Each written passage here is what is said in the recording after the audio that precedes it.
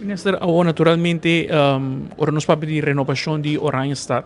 como também São Nicolás, também agora iniciativa na capa que estava da team de governo de outra assinatura, são de AVP, revitalizar centro de cidade, que quando que está toch mostra que o ministro está seguindo e passo aqui,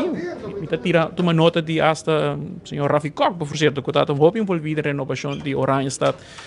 Sabe que então algo está parte de manejo também de ministro? Não, a mim te quer que sowieso, a mim te quer tem continuidade de governação, se tem projeto não que está executar, que tá bom. Ora, ja, eu espero que o governo que vem siga que tipo de iniciativa na EITAM. Então, nós está seguindo que nós temos mesmo visão, nós temos visão de centro culinário, nós começar direito a certa área e nossas coisas, senhor Rafi, com a patrão com ele, com a tal tintura experiência do governo anterior. Passei nossa papi com ele, a tal tintura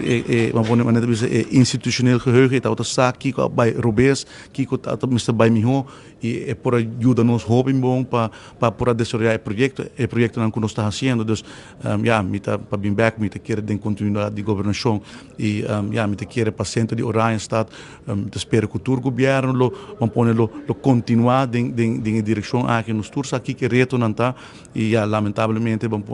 não pode resolver tudo de viagem, mas nós está resolvendo na mandevisa para e aqui também tá parte de intento para três ainda não interessar para Oranjestad, nos quer mais horeca de Oranjestad e São Nicolás, nos quer mais entertainment, nos explica não que nos visão para Oranjestad para centro culinário, para São Nicolás nos quer para creative industries, nos sabemos não tem edifício não baixo, ainda não que quizás que partner up, bem com ideia novo e para essa inversão. Então, eu quero como país nos meter por de